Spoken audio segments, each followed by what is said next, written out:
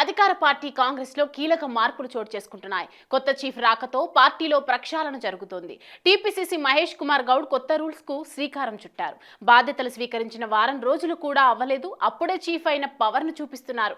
అది కూడా పెద్దల నుంచి మొదలు పెట్టారు. ఎక్కడైనా పార్టీలో అధినేతల మంత్రులు ఎమ్మెల్యేలు కరెక్ట్ గా ఉంటేనే వారి కింది వారు కూడా సరైన పద్ధతిలో ఉంటారు.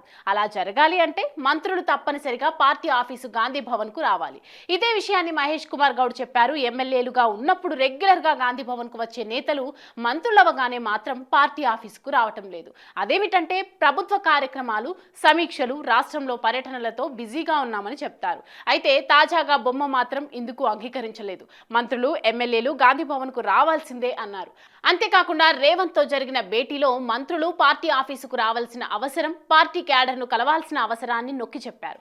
దాంతో రేవంత్ కూడా మహేష్ కుమార్ ప్రతిపాదనకు సానుకూలంగా స్పందించి మంత్రులందరినీ గాంధీ భవన్ కు వెళ్లేలా ఆదేశించారు. సచివాలయంలో జనాలను, పార్టీ జనాలను మంత్రులు కలుస్తూనే ఉంటారు. సచివాలయంలో పార్టీ నేతలు కలవటం కష్టం కాకపోయినా మిగిలిన సందర్శకులతో పాటు వెయిట్ చేయాల్సిందే. అదే మంత్రులు రెగ్యులర్ గా పార్టీ ఆఫీస్ కు వస్తే నేతలు వెయిట్ చేయాల్సిన అవసరం ఉండదు. పైగా మంత్రులను కలవటానికి మామూలు జనాలు వచ్చే అవకాశం ఉండదు.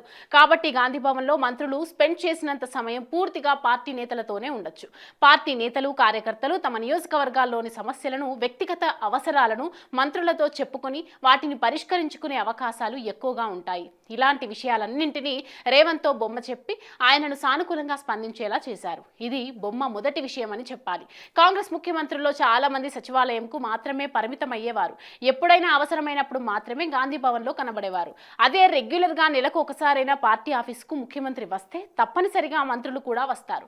అప్పుడు పార్టీ నేతలు ముఖ్యమంత్రిని నేరుగా కలిసి కావలసినంత సేపు భేటీ అయి పార్టీతో పాటు వ్యక్తిగత, నియోజకవర్గాల సమస్యలను చెప్పుకొని పరిష్కరించుకునేందుకు అవకాశాలు ఉంటాయి.